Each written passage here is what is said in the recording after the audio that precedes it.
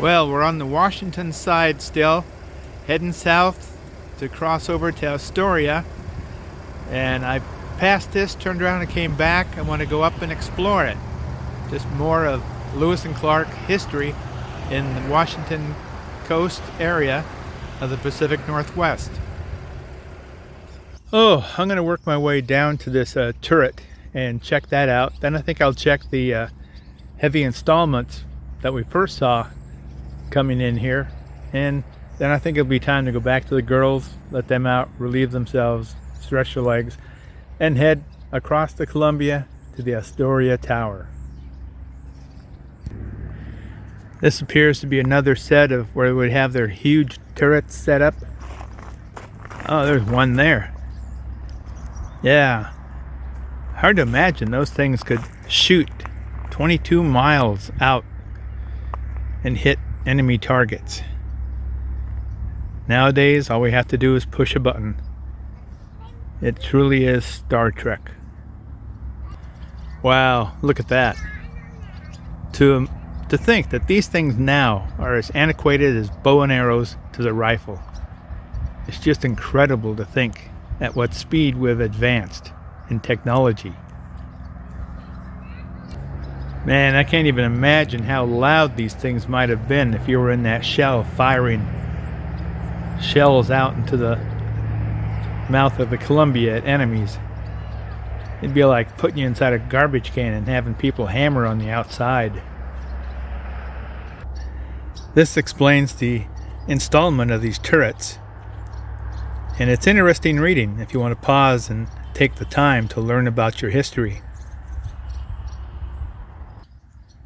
Here's a sketch of what this section of the defense was with the two turrets. There's so much history here that we forget, that's never taught to us growing up. That is important to know about our own nation and its growth and what we did to protect it from enemies that would have it destroyed. Apparently you could drive all throughout this area. I parked down where the buses and RVs are, although I could have driven through here since my van is so small. That's why I see parking spaces all over the area, so you don't have to hike all over the hills. Of course, exercise never killed anybody, unless you're totally out of shape and lethargic. Well, let's go down and explore this, and then head back over there to the dogs. Here we are underneath the other turret, kind of walking through the hallways.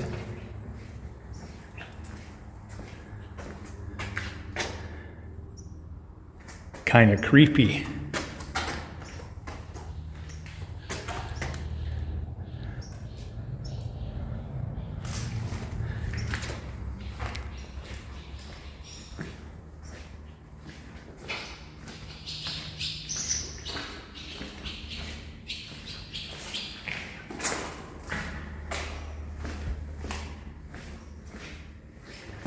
Whoops.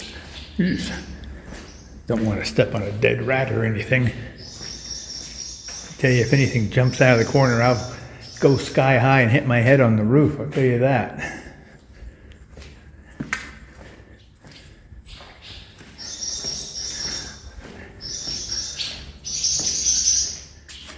Birds sure have a nice spot to make a nest. Well, that's creepy enough for me.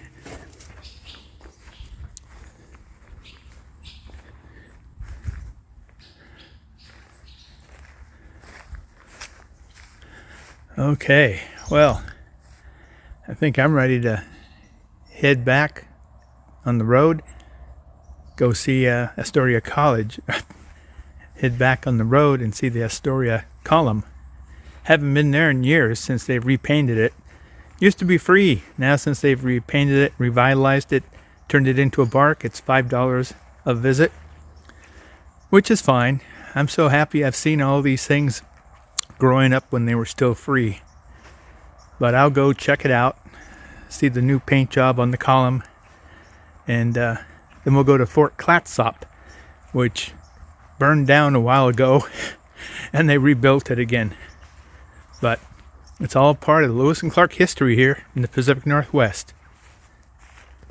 Well, we made it to the Astoria column next. Haven't been down here in several decades, it seems. Not since they repainted it, so you can actually see all the frescoes on it. And we're going to go to the very top in a spiral staircase. The girls are inside, fresh water, AC's on, they're doing fine. Okay, I moved the RV over there for RV parking so I can see the dogs. And we're gonna walk up this pathway and climb the tower once more. Get a view from the top. They've repainted it and it tells the story of the westward movement.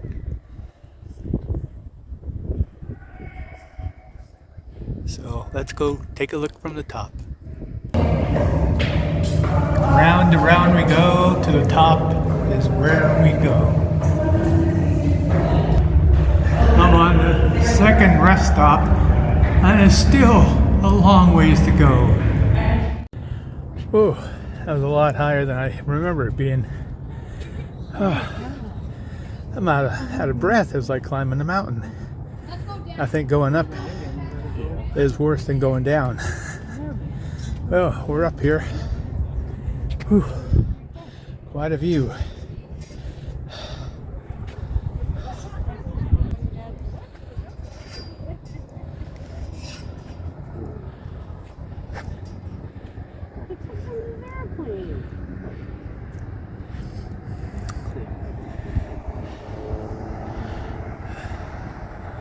All the kids and that are up here throwing their little balsam airplanes off to see where they land.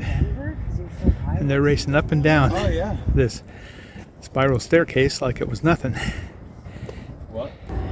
There's the girls way down there in our RV. Little gift shop. Looking out over Astoria and the Columbia and out towards the Pacific. Someone down there making some huge bubbles, just watching the wind take them away. Here we are at our next stop before we head farther down the Oregon coast. I haven't been to this place for a long time. It's been burned down, I was told, and rebuilt. So we'll see how much it looks like the original one they built. Let's go in and check it out. Exploring and discovering. So let's go into the visitor center and get our ticket to tour the fort. The first thing we see is the sculpture, The Arrival. And there's also information on the clothes they wore and Sacagawea and her young child. There's also a painting of their visit with native tribes. Let's go tour the fort now.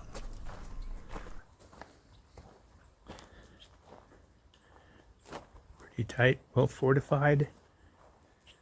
Small rooms, easy to keep warm. Barracks. Bunk beds.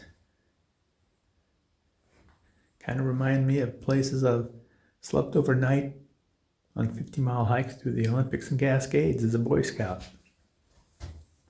Feel right at home in this place. A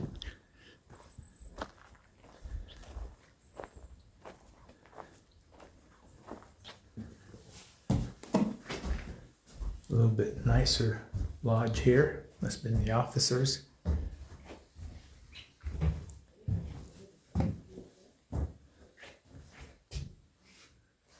Places where Lewis and Clark could work on their journals. Nice. The smell. The richness of the logs.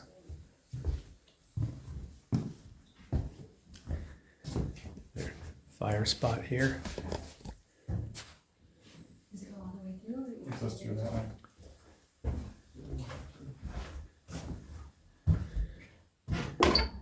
This here is where their stores were.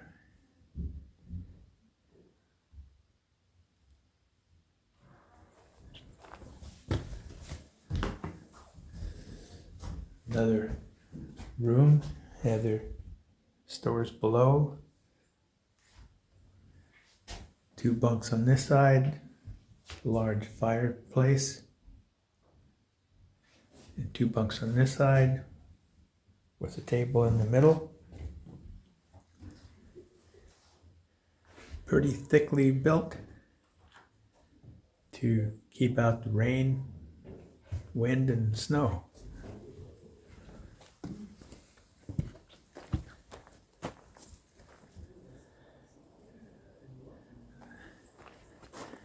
Just a very simple, narrow, tightly built fort. After the fort, we made our way down to Nehalem Beach State Park on the Oregon coast and our Pleasure-Way RV gathering meetup. The girls thought it was great. The beach was beautiful, the skies opened up, and it was a lovely evening. Even Kate got on the beach to play. Not to be outdone, Sara got down there too, and she ran with the waves chasing the birds. Back at our campsite, the girls relaxed on their favorite pads and just waited till dinner. That evening we had a campfire, either up in the campgrounds or down on the beach. Since the girls and I had been roaming up and down the beach, we decided to stay up in the campground. There were also very friendly deer that came to visit us at our campsite. And at the end of the day, Sara was so wore out, she totally flopped. And with that, the girls wish you happy trails and woof woof.